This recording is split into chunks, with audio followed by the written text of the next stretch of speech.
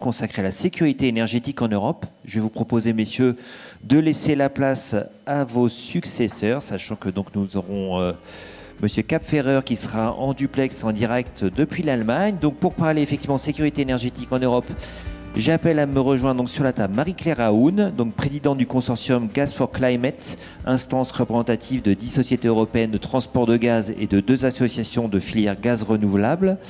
Madame Aoun, donc si vous pouvez me rejoindre. Jean-François Carinco, donc qui a été salué tout à l'heure par Monsieur le député, donc président de la commission de régulation de l'énergie. Pierre Germain également, partenaire et fondateur d'Icube, cabinet de consultants en stratégie. Et enfin, donc, comme je disais, Stéphane Kapferer, qui est président de 50 Hertz, donc un transporteur d'électricité en Allemagne. Je vous en prie, madame, asseyez-vous. Il n'y a pas d'ordre spécifique. Vous asseyez-vous comme vous le souhaitez.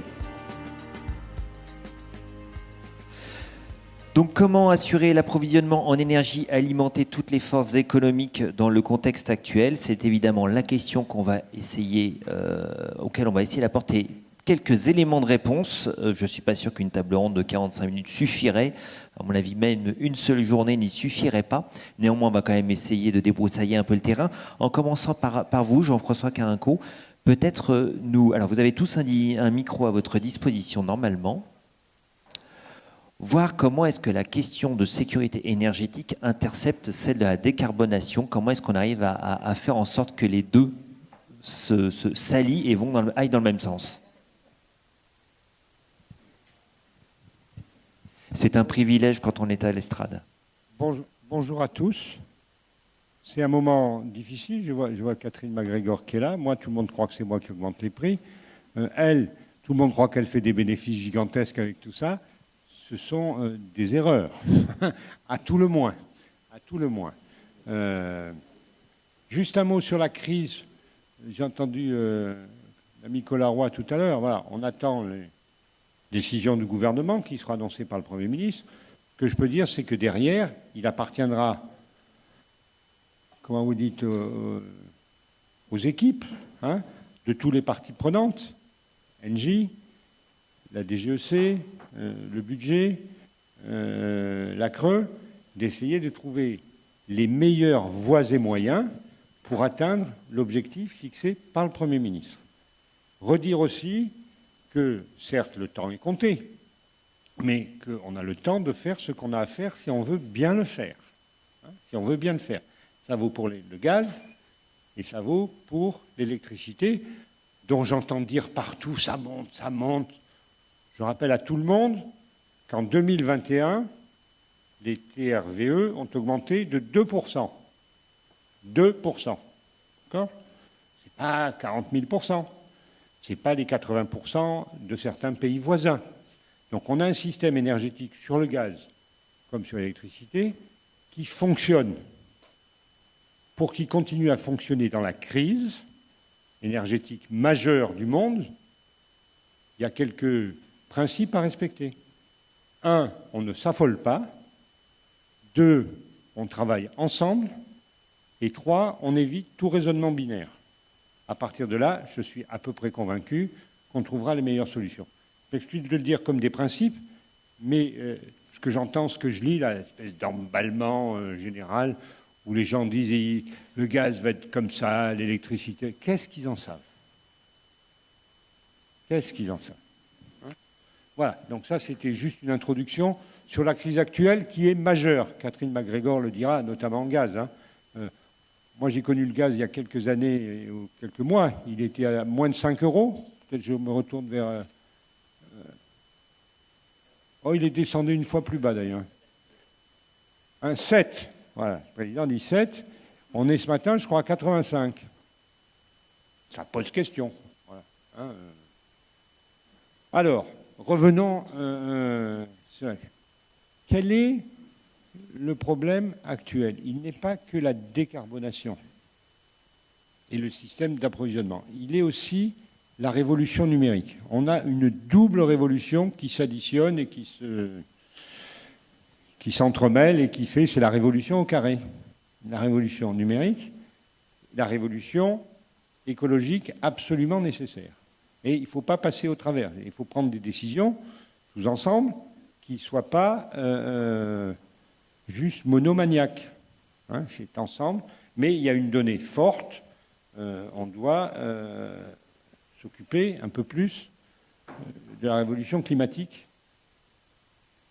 La sécurité d'approvisionnement à long terme est effectivement un enjeu central pour le gaz comme pour l'électricité, central.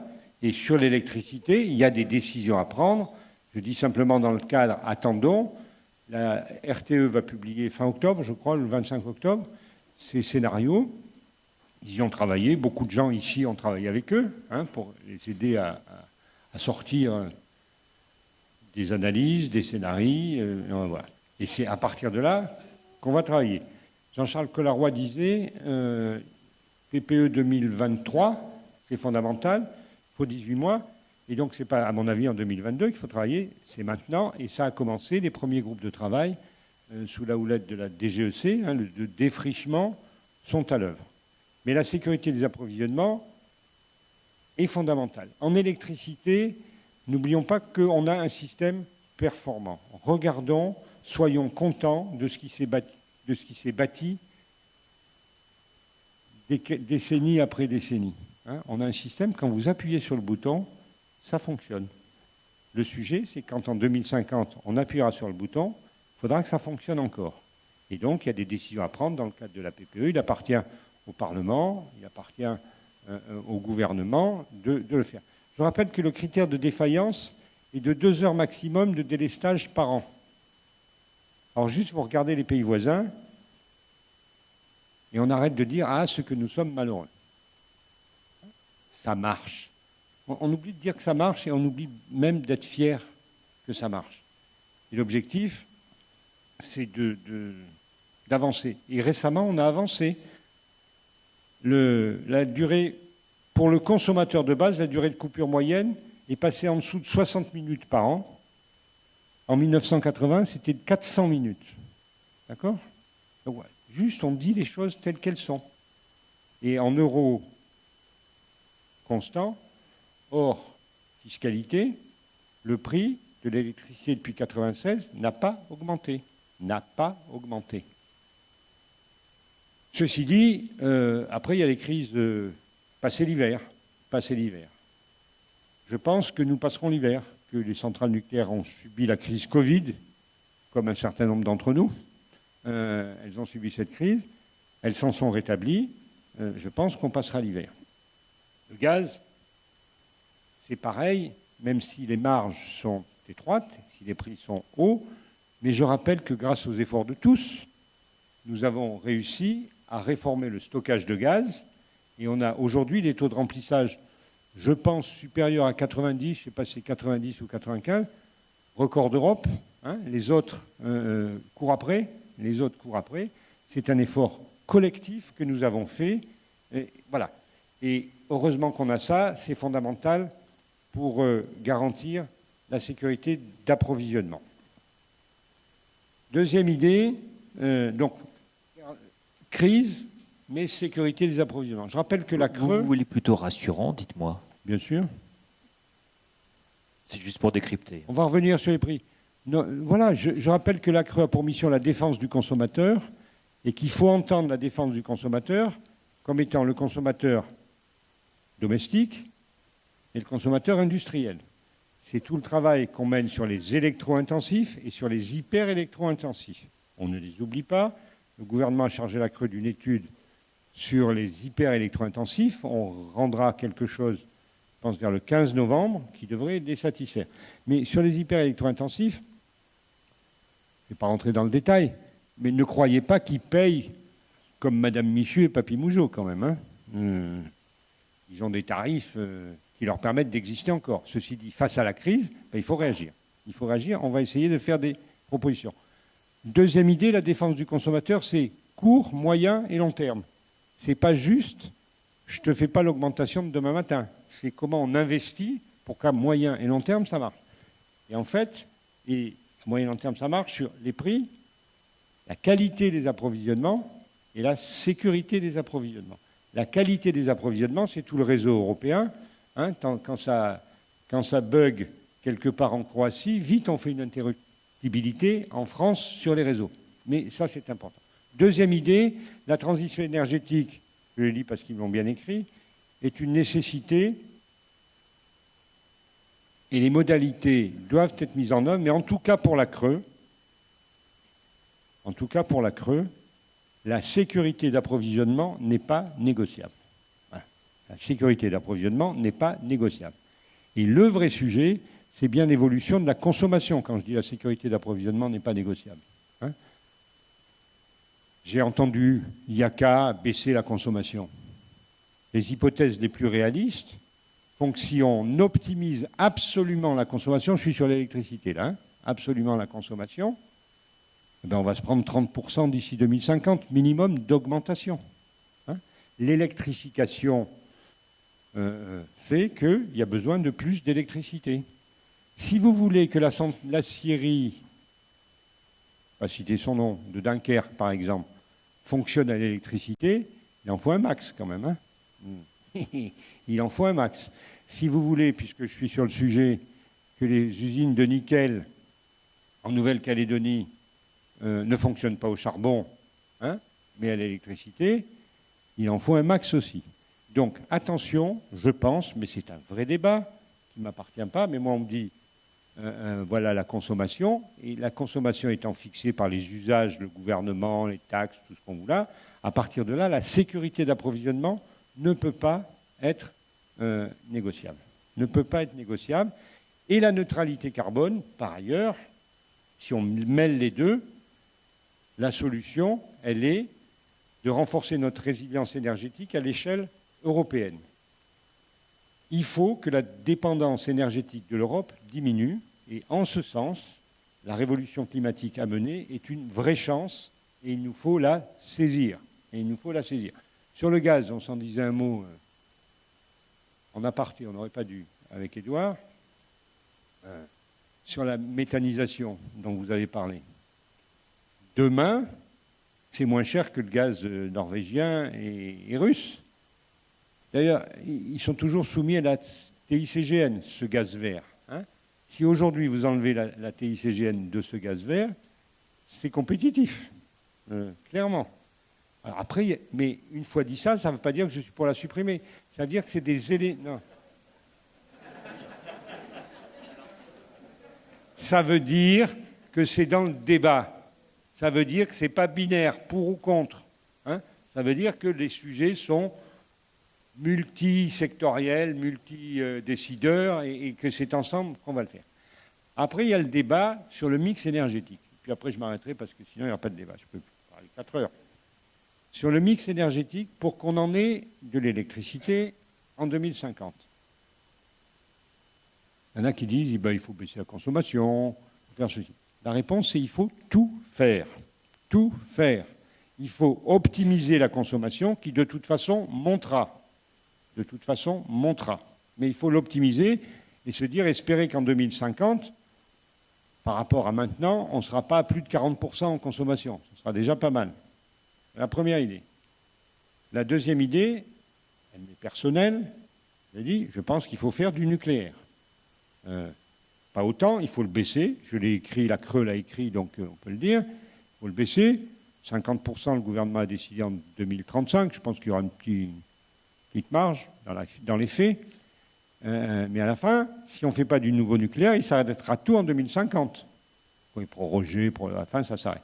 Donc on ne passera pas sans du nouveau nucléaire.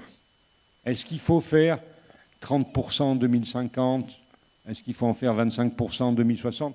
En tout cas, je pense qu'il y a un seuil incompressible sur la conductibilité du réseau et de la production qui impose de faire du nouveau nucléaire et d'être en capacité de le faire. Et c'est très très long à faire du nouveau nucléaire. Troisième sujet pour notre mix énergétique, faire des flexibilités. Faire des flexibilités, c'est-à-dire de l'interruptibilité, de l'effacement, et en effacement, on n'est pas très bon. En flexibilité, en interruptibilité, on est très bon. En flexibilité, en effacement, on n'est pas très bon. Il faut faire du foisonnement européen. Je vais dire un mot sur l'Europe, du foisonnement européen, absolument. 40 jours par an, ce sont nos amis européens qui évitent qu'on ait le blackout. Ça vaut beaucoup d'argent et beaucoup de sacrifices. 40 jours par an. Imaginez 40 nuits par an. Ah ben tiens, il n'y en a plus. Vous écouteriez un peu les critiques. Donc ça, c'est l'Europe qui permet ça. Ce sont les interconnexions qu'il faut développer. Interconnexions qui, par ailleurs, nous permettent de vendre 40 TWh en 2020 parce qu'on n'a pas été bon, mais en 2021, je pense 60 TWh. C'est un objectif, 60 TWh au prix du marché et pas au prix de la reine quand même. Donc ça donne bien. C'est la réalité. Donc, les flexibilités plus le stockage, je mets le stockage dans les flexibilités, et quelques éléments de prix, de variabilité de prix. Dernier élément, les renouvelables, mais on n'oppose pas les renouvelables au nucléaire. C'est le régime binaire que je dénonce. Les renouvelables, il faut en faire un maximum. Un maximum. Et je suis content que des grands opérateurs français, Engie, Total, EDF, se mettent à fond pour faire du renouvelable. Sinon, on ne passera pas. Et en plus, je vais vous faire une confidence, avec l'évolution des techniques, avec les prix, ils gagnent leur vie. C'est très bien. Ils gagnent leur vie et c'est très bien. Mon sujet, c'est l'acceptabilité et pour le solaire, la disposition de solde. Voilà, je m'arrête. Merci Jean. Mais c'est important. Merci Jean-François Carenco pour avoir posé effectivement le socle de la discussion. Alors, j'ai noté que vous aviez tout particulièrement pointé comment est-ce que l'Europe pouvait nous permettre, du fait des interconnexions, d'éviter les blackouts. Pierre Germain, je crois que vous avez justement travaillé sur le sujet. Est-ce que vous pouvez nous faire part de l'étude que vous avez publiée? Quels sont les risques qui pèsent sur nous en matière, effectivement, du fait que la lumière s'éteigne? Oui, merci pour votre invitation. Je me rends compte que je risque d'intervenir dans le rôle de celui qui inquiète. C'est-à-dire qu'on n'avait pas répété comme ça, mais il y a good cop, bad cop. C'est pas pour rien non plus que vous vous retrouvez à la même table ronde, parce qu'a priori, vous n'avez pas de sujets qui sont assez concomitants. Et en plus, je vais m'inscrire à 2030. Je vais essayer de prévoir ce qui se passe à 2030, là où on m'a invité à l'instant à pas mal de modestie. Donc, je vais rendre compte d'une étude qu'on a réalisée pour Engie, qui a été publiée il y a à peu près un an.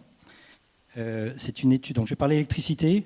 C'est une étude qu'on a réalisée avec l'Institut EVI de l'Université de Cologne, sur un périmètre qui est France-Allemagne, mais également plus largement le nord-ouest européen, donc sur la plaque électrique avec la Belgique, les Pays-Bas, le Danemark. Le contexte de cette étude, c'était les doutes, les réserves que pouvaient avoir certains observateurs d'ONG sur les travaux conduits à l'époque par l'ENSOE, donc l'Association européenne des transporteurs d'électricité, qui travaillait et qui travaille en continu sur un plan à 10 ans, le TYNDP, réserve sur la robustesse des scénarios qui étaient travaillés, notamment la cohérence entre les parcs électriques qui étaient prévus à horizon 10 ans sur ce périmètre géographique, la demande attendue et la résilience du système. Donc on a repris les hypothèses de parcs TYNDP. On a travaillé à différents scénarios de demande, donc différents scénarios de niveau d'électrification en Europe, et notamment avec un focus sur le chauffage électrique, donc le passage du chauffage gaz, du chauffage hors électricité vers l'électricité. Et on s'est inscrit dans des scénarios climatiques extrêmes, donc chauffage électrique, parce qu'effectivement, thermosensibilité importante de la demande liée à ce chauffage électrique. On a regardé des scénarios climatiques, notamment pour rendre les choses un peu tangibles, comparable à celui de 2012. Février 2012, moins 5 degrés par rapport aux moyennes saisonnières sur plusieurs jours. C'est des vagues de froid qui arrivent typiquement une fois tous les 20 ans. Alors, je vais peut-être faire une parenthèse aussi pour donner des ordres de grandeur de ce que ça voulait dire pour le système électrique à l'époque. Donc, on a atteint une pointe sur le système électrique qui était de 102 gigawatts. Sur ces 102 gigawatts, j'ai repris les chiffres. En fait, à cette époque-là, à ce moment-là, il y avait 90 gigawatts de capacité pilotable sur les 102 gigawatts. Il y avait 120 gigawatts de puissance installée en France, donc avec le renouvelable. Donc entre 90 gigawatts, qui est la puissance pilotable, le parc nucléaire, le parc thermique à flamme, l'hydroélectricité, la différence entre 90 et 102, c'était 2 gigawatts d'éolien, donc ils soufflaient pas beaucoup à ce moment-là, et le reste, c'était des importations. Donc ça devrait bien se passer l'hiver prochain. Néanmoins, l'hiver prochain, apparemment, d'après RTE, il devrait y avoir, là où il y avait 90 gigawatts en 2012, il y aura 80 gigawatts de puissance pilotable sur l'hiver 2021-2022, peut-être moins s'il y a des incapacités, des indisponibilités supplémentaires. Donc effectivement, c'est le sujet sous-jacent, c'est la baisse de la capacité pilotable dans les systèmes électriques européens. Donc je reviens à mon propos. Donc sur la remodélisation du système électrique nord-ouest européen à l'horizon 2030, dans le cadre de vagues de froid extrêmes, une fois tous les 20 ans, ce que mettent en évidence nos travaux, c'est un risque de défaillance des systèmes électriques qui, pour donner quelques chiffres, représenterait de l'ordre de 100 à 250 heures d'indisponibilité. Donc, qui serait probablement, si tout se passe bien, organisé par les TSO, donc en délestant des acteurs industriels, mais qui pourrait potentiellement toucher des consommateurs tertiaires, voire des consommateurs particuliers. Donc sur des durées assez longues, 100 à 250 heures. Vous avez rappelé les critères d'adéquatie en France.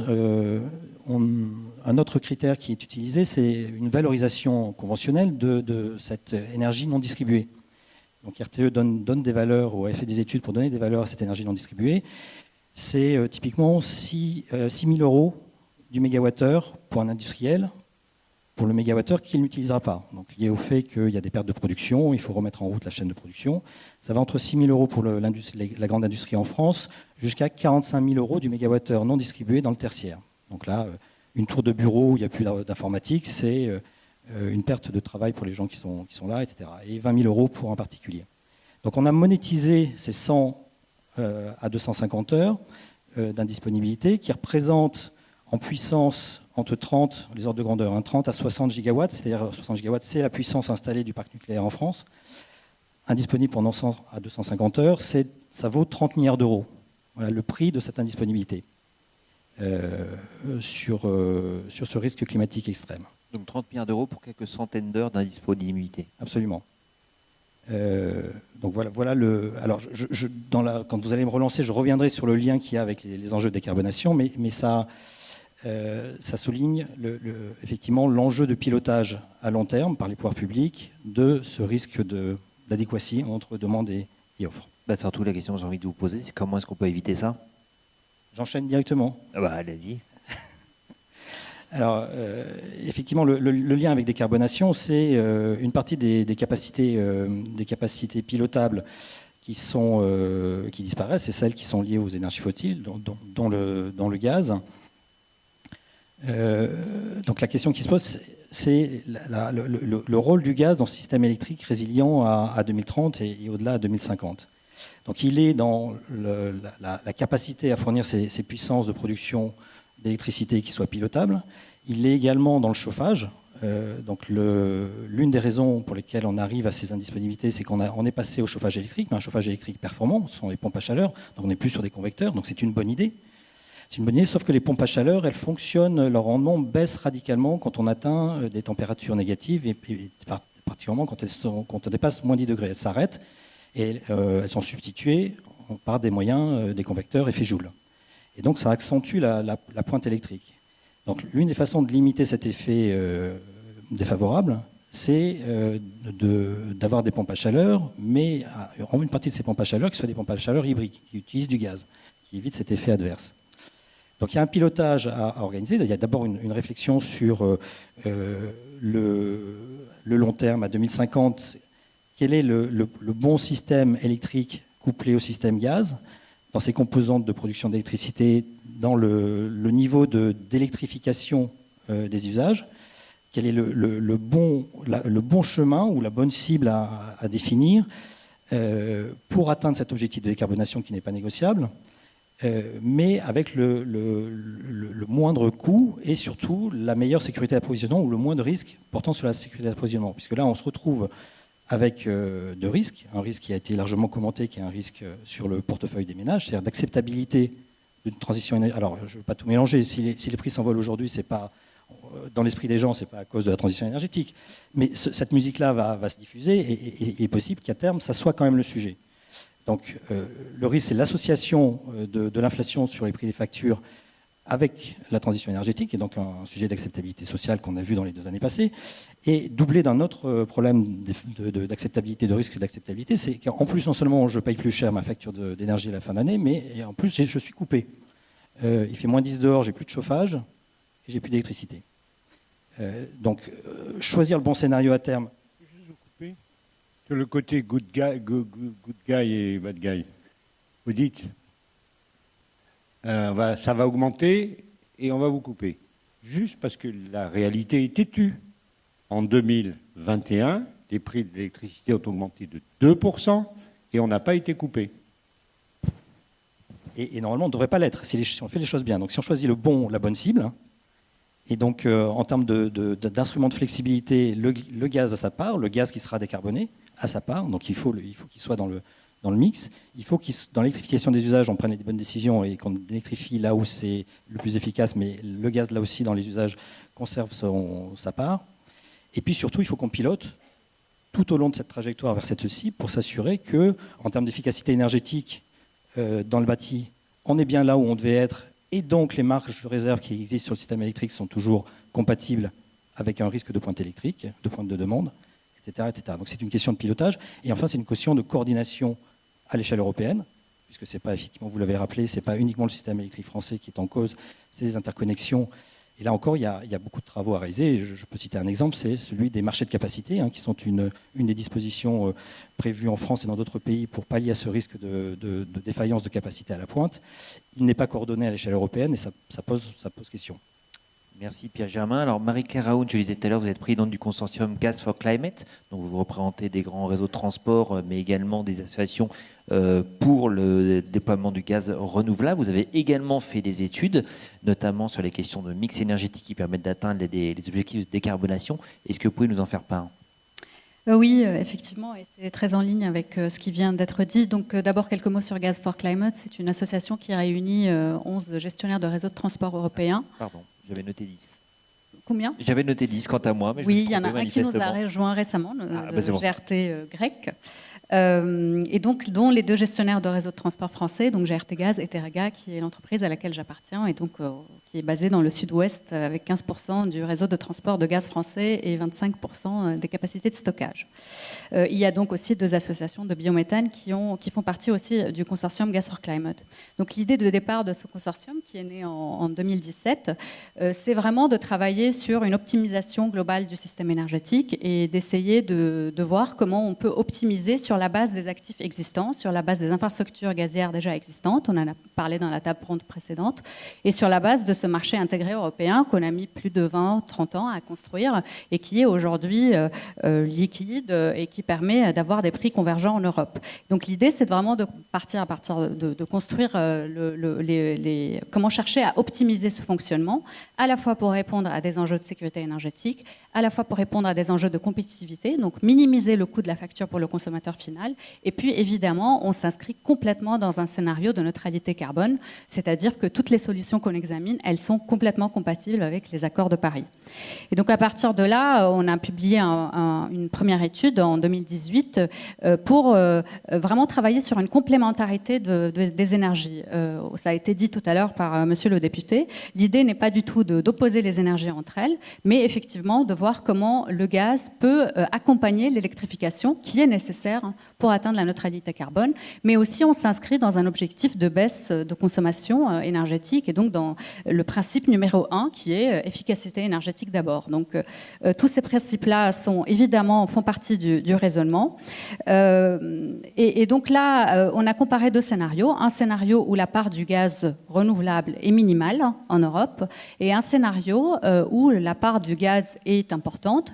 Elle accompagne là aussi une électrification croissante. On est à des niveaux de production d'énergie renouvelable électrique x10, x7 d'ici 2050. Donc on est vraiment dans un scénario d'électrification globale, mais on raisonne à partir des usages. Aujourd'hui, il faut rappeler simplement que dans le secteur gazier européen, 37% de la demande gazière, elle provient des bâtiments, du résidentiel, 30% de l'électricité, 25% de l'industrie. Si on veut basculer tous ces usages-là à l'électricité, ça va coûter très cher. Et donc l'idée, c'est vraiment de partir à partir des installations existantes. Donc on a une forte hypothèse de pompe à chaleur hybride, effectivement, c'est-à-dire que le gaz est là dans de nombreuses installations et on s'appuie là-dessus, on ne remplace pas toutes les installations, mais on minimise le coût pour le consommateur finale. Pompe à chaleur hybride, dont on a entendu tout à l'heure, effectivement, qu'elles n'avaient pas trouvé leur place, effectivement, dans la programmation en France. Au final, elles sont écartées. Mais de nombreux pays européens regardent cette solution de près, notamment les Pays-Bas, où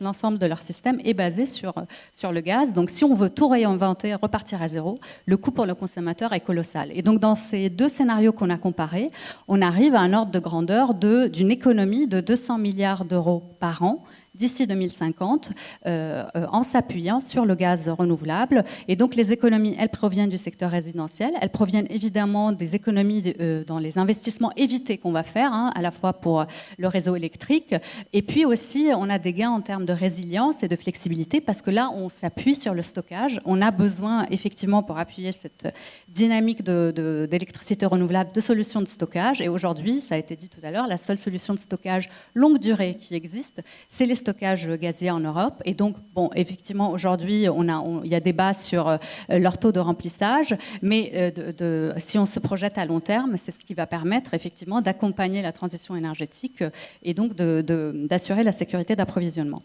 Ça, c'est le premier point, donc la première étude qu'on a opérée sur le mix énergétique. La deuxième étude, là, elle va porter davantage sur l'hydrogène. Et donc, effectivement, peut-être on n'en a pas beaucoup parlé, mais l'hydrogène, on voit bien, il bénéficie d'une dynamique politique très importante. En Europe, de nombreux pays regardent de très près l'hydrogène, parce que dans de nombreux pays, on ne va pas pouvoir atteindre la neutralité carbone sans hydrogène, notamment en Pologne, notamment en Allemagne. Je vois Jean-François Carinco qui fait les gros yeux. J'imagine que vous voulez évoquer la manière dont on produit l'hydrogène. Non, alors... On produit l'hydrogène, oui. Qui était effectivement la question de la décarbonation, parce que selon la manière dont on produit... L'hydrogène, ce n'est qu'un vecteur de... Là, c'est pas de l'énergie, c'est un vecteur d'énergie. Non, mais ce que je pense que vous voulez dire effectivement, Marie-Claire Raoun, c'était hydrogène bas carbone. Bas carbone et décarboné, oui, tout type d'hydrogène, évidemment, qui s'inscrit pour atteindre les objectifs de neutralité carbone en 2050. Et donc là, on voit bien que de nombreux pays regardent ça de près, que la Commission européenne, avec sa stratégie hydrogène, mise aussi largement sur le sujet, que aujourd'hui, c'est une des seules solutions pour pouvoir décarboner le secteur de l'industrie, mais aussi dans d'autres pays, on le voit comme une solution pour aussi décarboner l'électricité. Donc on voit qu'il y a un potentiel de demande d'hydrogène important en Europe, on voit qu'il y a un potentiel d'offre aussi important, parce qu'avec cette augmentation d'électricité, de renouvelables électriques, il va y avoir des moments où il y a des excédents. Donc, avec un processus d'électrolyse, on est capable de produire de l'hydrogène. Donc, l'offre, elle peut être là demain. La demande, elle est là. Il y a un fort potentiel. Et pour relier les deux, pour arriver vite à changer d'échelle et à rendre l'hydrogène plus compétitif, on a besoin de le transporter. Et là aussi, les réseaux, les infrastructures, elles apportent une solution intéressante dans la mesure qu'on est parfaitement capable de pouvoir injecter de l'hydrogène dans les réseaux. Dans le backbone européen, on ne parle que de l'hydrogène pur. Pour nous, le mélange est une solution transitoire. Et donc, à partir de là, on a travaillé avec nos homologues européens pour une coordination et voir dans quels tronçons de nos réseaux peuvent demain servir à transporter l'hydrogène. Et on arrive à ce fameux European Hydrogen Backbone, donc la dorsale hydrogène. Vraiment, l'idée n'est pas du tout de produire un plan d'investissement, c'est une vision à long terme, à 2040, où on arrive progressivement à un réseau de 40 000 km.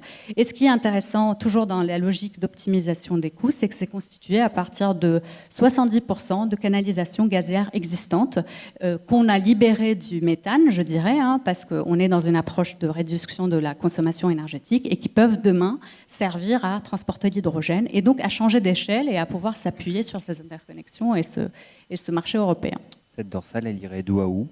Elle partirait jusqu'à aujourd'hui, on a réussi à modéliser depuis l'Espagne, donc en traversant la France. Là, la France a un rôle clé, évidemment, à l'interconnexion donc entre l'Espagne qui a un potentiel d'hydrogène, de production d'hydrogène vert colossal à partir des énergies renouvelables. Peut-être demain, si on regarde vers l'Afrique du Nord aussi. Donc l'idée, c'est vraiment de transporter cet hydrogène, de passer par la France, qui a un rôle encore une fois très important, et puis d'alimenter l'Allemagne et les pays d'Europe du Nord notamment, mais surtout l'Allemagne qui mise mise énormément sur l'hydrogène et qui est en train d'essayer de trouver de nombreuses sources pour pouvoir répondre à sa demande croissance. Donc là, pour l'hydrogène, on est obligé de faire les choses de manière un peu différente, en tout cas selon nous, selon Gas for Climate. Pour le gaz, on a attendu d'avoir une demande, un marché très développé pour pouvoir construire les infrastructures. Là, avec la neutralité carbone, on est obligé d'aller plus loin et de faire les choses plus rapidement. Effectivement, on n'a pas encore la demande, on n'a pas encore l'offre, mais si on veut changer d'échelle, il faut aujourd'hui faire tout en même temps. Alors, durant les 3 interventions, donc, on a largement pointé la question des interconnexions, notamment avec nos voisins directs, ce qui m'invite tout naturellement à passer le Rhin du côté de Stéphane Kapferer. Donc, vous êtes président de 50 Hertz, donc réseau de transport d'électricité. Merci d'être avec nous en duplex depuis l'Allemagne. La question que je voulais vous poser, c'est à savoir que d'ici 2038, l'Allemagne a choisi donc de fermer ses centrales lignites. Comment est-ce que cela va interférer sur la question de la sécurité d'approvisionnement ?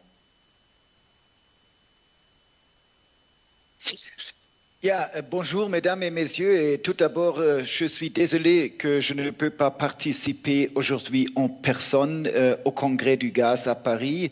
Malheureusement, et vous savez, nous avons eu une élection dimanche et les négociations pour former un nouveau gouvernement en Allemagne ont débuté il y a quelques entretiens aujourd'hui à Berlin et c'est la raison pourquoi je ne suis pas à Paris aujourd'hui. Pardonnez-moi que je passe en anglais maintenant, because it's a little bit easier for me to do it in English, and I hope you will understand me as well, and I hope the sound is okay for you. That's great. You mentioned it, that Germany has decided not only to phase out its nuclear power plants, you know that, it will happen finally next year in 2022. Germany has also decided to phase out its coal power plants as a second pillar of our conventional generation capacity at latest in 2038. But you may have noticed the results of the election last Sunday. It is very likely that we will see a government in Germany where the Green Party is a relevant partner. So it will happen from my perspective that there is once again an acceleration in the process of phasing out the coal power plants in Germany. So it is more urgent than ever before to discuss how do we guarantee security of supply in a system which is no longer having a lot of coal power plants and of course having no longer any kind of nuclear power plants. And obviously there are 2 aspects I would have in mind which are relevant for the Congrès du Gaz à Paris aujourd'hui. That's on the one hand the role of gas to play in the power system in Germany in the future, and the second aspect of course the single European market on energy. And let me make only a few remarks about these 2 topics, because what is obviously needed in Germany is that we accelerate the investments in renewable energies, especially in offshore wind farms. We have a target in Germany at the moment to have 40 gigawatt on offshore wind capacities till 2040, and there are good reasons to believe that this will go up to 55, 60 gigawatt in a long-term perspective. So, of course, also needed additional investments in the grid infrastructure.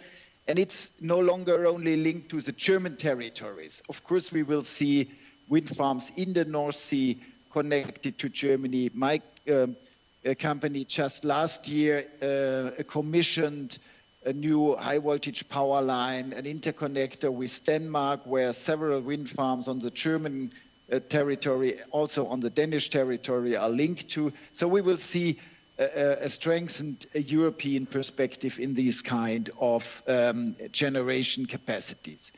Second aspect, very clear, we will need a lot of investments in the grid infrastructure.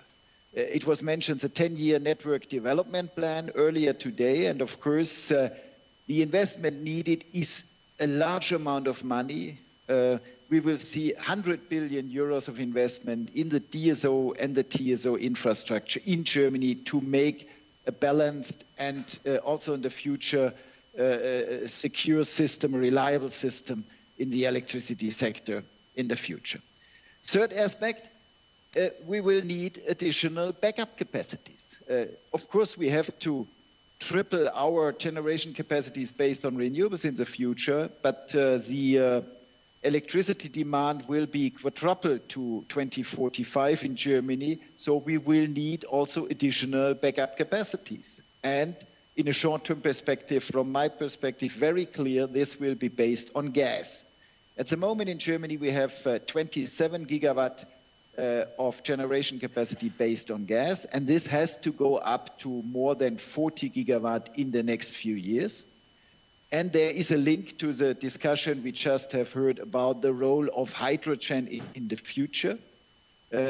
Obviously, if we want to become climate neutral, and you may know that Germany has decided to become climate neutral till 2045, only 24 more years, this will be based in a midterm perspective no longer on natural gas. It will move step by step to hydrogen, to green hydrogen in the future.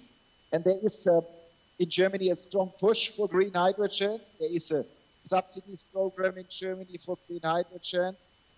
9 billion euros will be spent by the German government to support this development of green hydrogen in Germany. And like it was mentioned earlier today, the residential heating is another relevant topic in the future. And last but not least, to finalize and to sum up, what is also extremely relevant, the single market of energy in Europe. Germany is traditionally an exporter of electricity. This will change.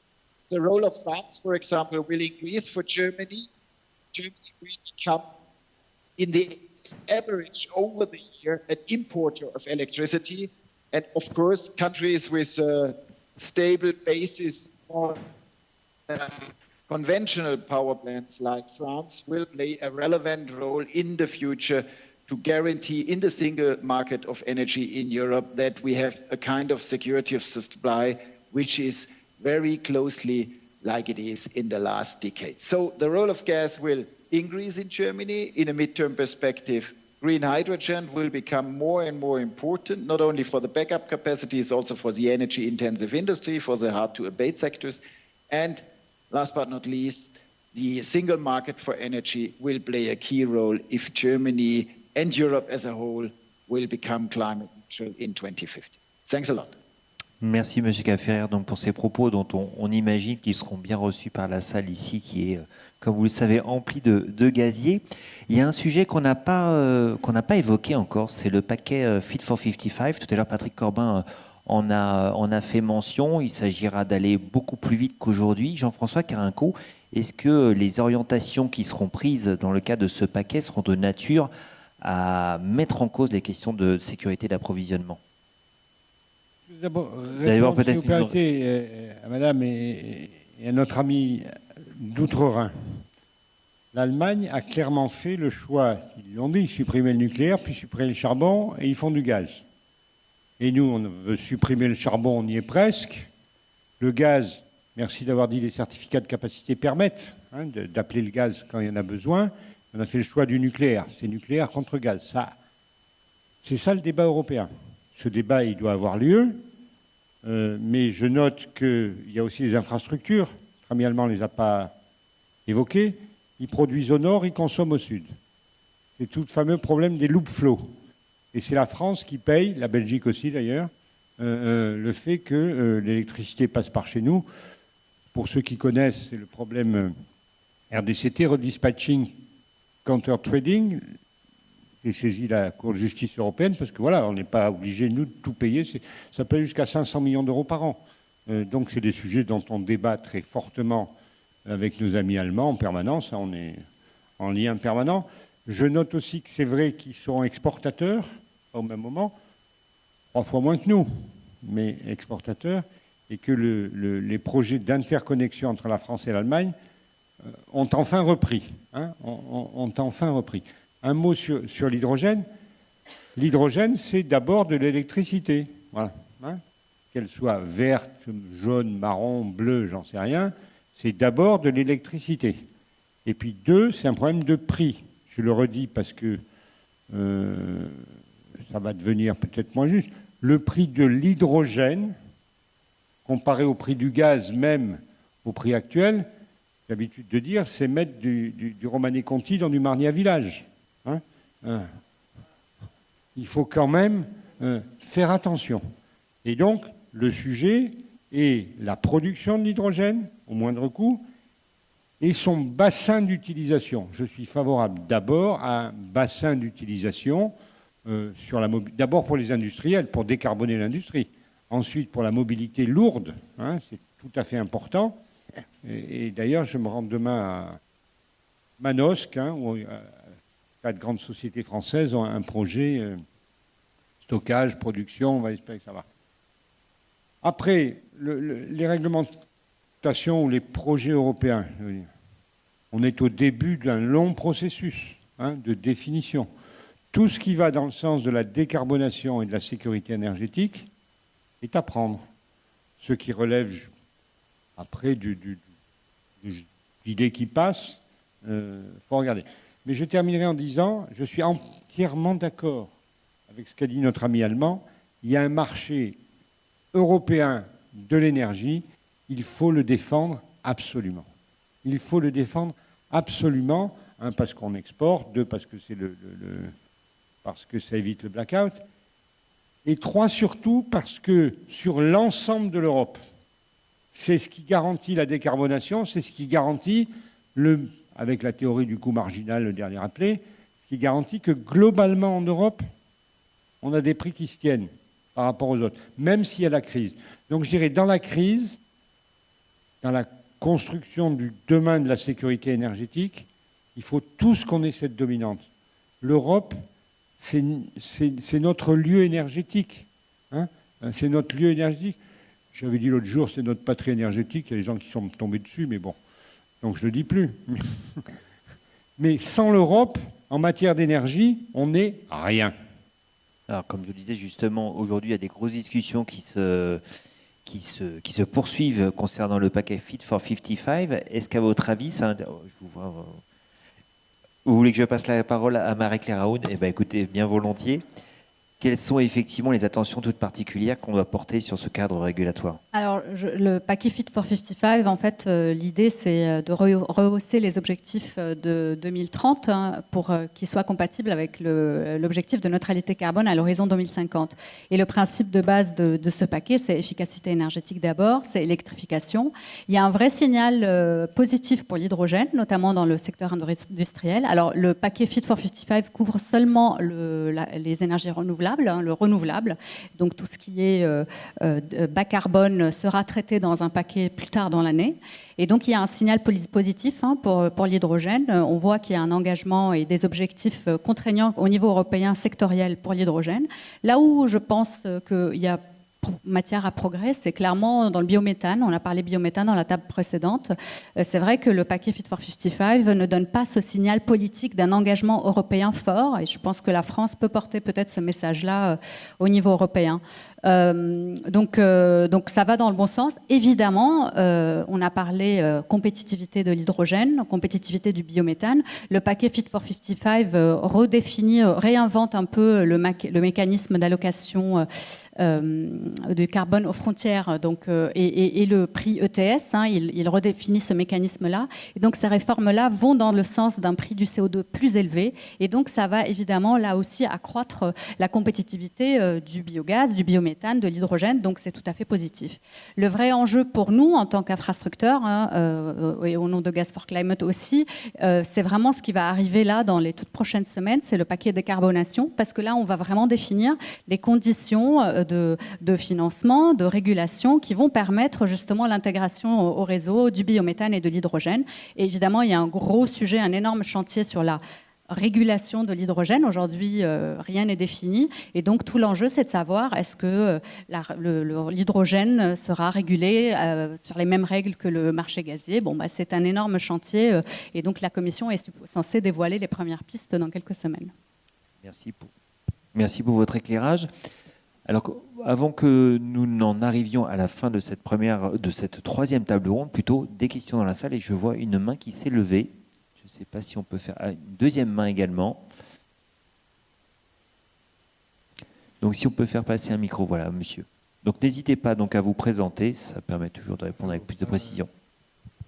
Oui, bonjour, Patrick Wallier, GNT Management. Je suis content qu'on ait parlé de l'hydrogène. Je ne dis pas qu'on n'a pas parlé avant, mais on en a parlé quand même de façon assez substantielle. Et je vais rapprocher deux déclarations. Celle de M. Karenko qui dit que l'hydrogène, c'est de l'électricité et ça coûte cher. Je caricature. Et vous qui dites, oui, mais moi, on peut le faire de façon très massive dans le sud, dans le bassin méditerranéen, et puis, fouf, on le transporte et on fait l'invasion vers le nord. Je caricature aussi.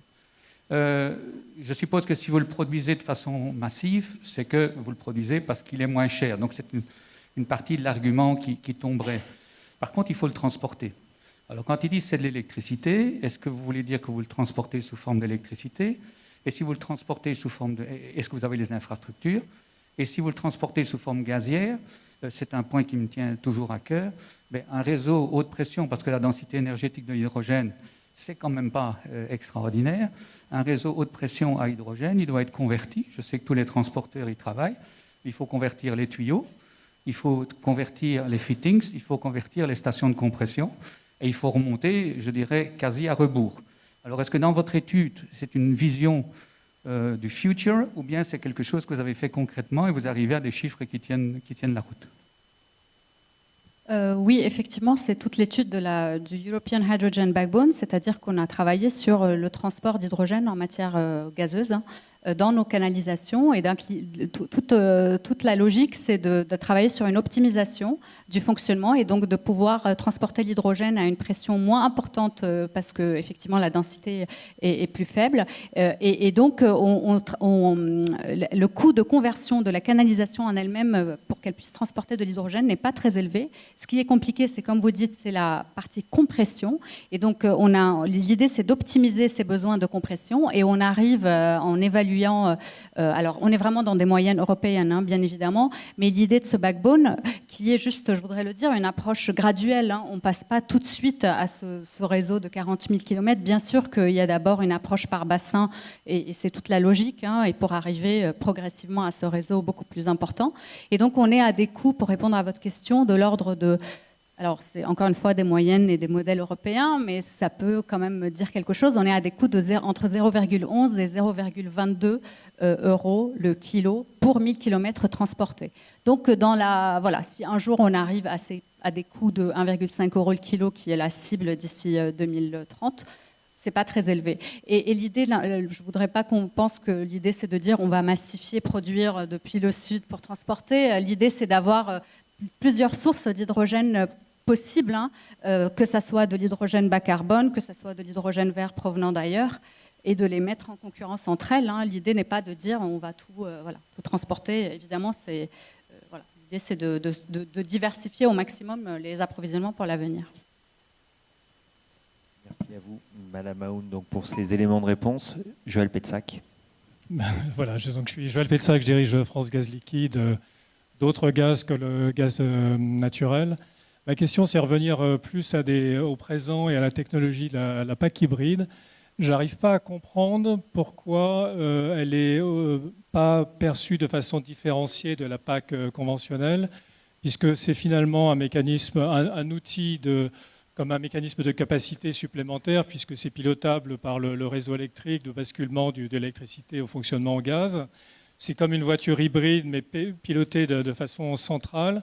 Et aujourd'hui, c'est aidé par exemple, MaPrimeRénov' comme une PAC conventionnelle, alors qu'elle a cette valeur ajoutée supplémentaire d'avoir la possibilité de gérer les effets de pointe ou les problèmes de température, comme le disait monsieur. En dessous de -7, en gros, une PAC conventionnelle ne fonctionne plus. Et donc, ça permettrait, en passant au gaz, de pouvoir faire fonctionner quand même cette installation. Donc, pourquoi cette PAC hybride dans le système français n'est pas différenciée au niveau de l'aide d'une PAC conventionnelle? Et puisque M. Kapferer est là, je ne sais pas si en Allemagne, qui a d'autres problématiques de gestion des infrastructures, si la pompe à chaleur hybride, alors je ne sais pas quel est le terme qui est utilisé dans le système allemand, mais est aidée différemment d'une pompe à chaleur conventionnelle. Alors peut-être Pierre Germain. Je crois que vous l'avez dit, effectivement, c'est une question de support apporté par les pouvoirs publics à son développement. Si elle est subventionnée juste au même niveau que la PAC électrique, elle coûte plus cher à l'utilisateur parce qu'il faut qu'il paye 2 abonnements. Donc c'est une volonté politique et je crois que c'est la démonstration qui doit être faite par les gaziers que ça a une valeur pour la collectivité. Et d'ailleurs, ces démonstrations, elles ont été faites en d'autres lieux, sur d'autres sujets. Mais je pense, j'en parlais récemment sur ce qui s'est... On a cité Énergir ce matin, donc l'opérateur au Québec, où là, les amplitudes thermiques sont d'une autre nature qu'en France ou même en Allemagne. Énergir, alors ça facilite les choses parce qu'ils vendent du gaz et ils vendent de l'électricité. Ils opèrent les réseaux. Mais le gouvernement québécois a mis sur la table beaucoup d'argent pour subventionner des moyens alternatifs au chauffage gaz dans une démarche de décarbonation aussi du gouvernement québécois. Et donc pour faire en sorte qu'à moins 20 degrés, effectivement, on puisse utiliser du gaz dans une trajectoire de décarbonation du pays. Donc là, la démonstration doit être faite. C'est un travail de conviction vis-à-vis des pouvoirs publics sur l'intérêt général. Ouais. Stéphane Capferrer, si vous nous entendez toujours, savoir effectivement si la pompe à chaleur hybride, donc qui mixe électricité et gaz, a trouvé sa place en Allemagne.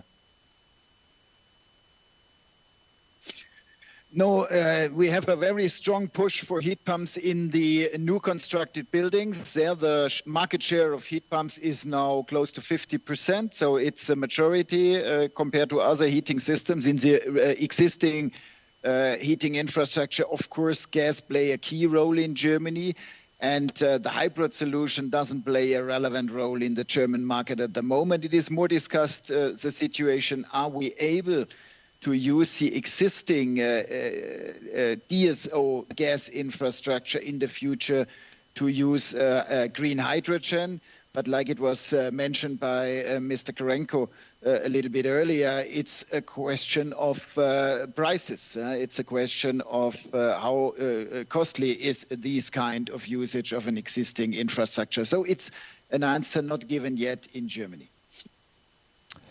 Merci donc pour ces éclairages. Au final, on voit que la situation est quasiment identifiée en France et en Allemagne.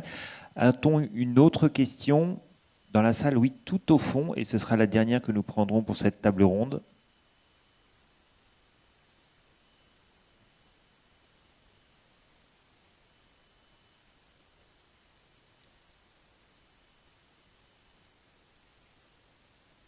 Merci Olivier Appert, administrateur de l'AFG entre autres. La sécurité de l'approvisionnement électrique n'était pas véritablement un problème compte tenu des surcapacités qui existaient partout en Europe. Pierre Germain a souligné l'importance des capacités de production pilotables. Or, celles-ci vont se réduire très rapidement dans les années à venir.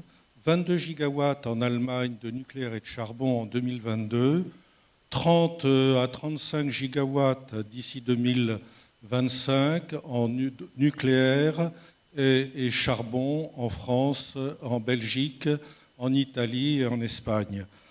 Et donc, une étude notamment menée par France Stratégie montre que dès 2025, on est quand même très tendu en ce qui concerne la capacité pilotable qui est indispensable pour assurer la sécurité du réseau.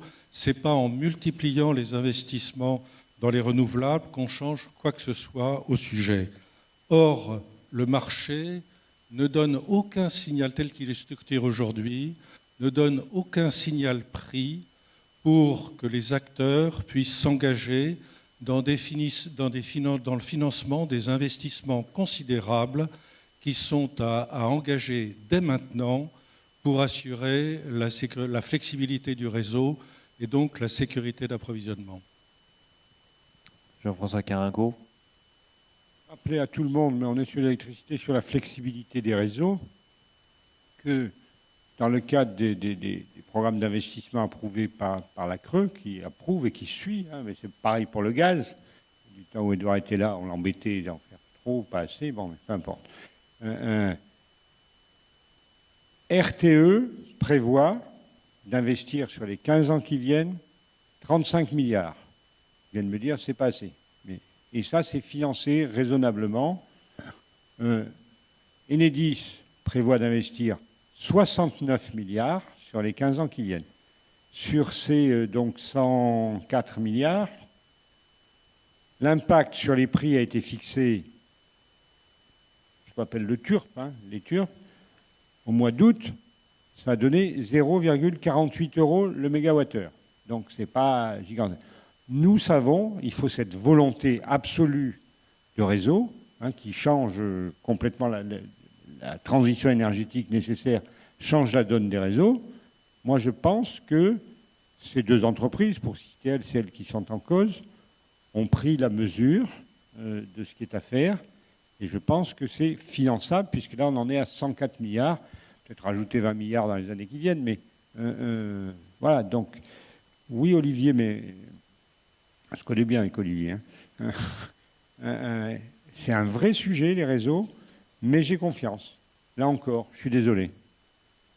Non, mais c'est bien d'être confiant. Merci à vous. Donc, je propose le mot de la fin donc, de cette table ronde consacrée à la sécurité d'approvisionnement. Merci à vous d'y avoir participé.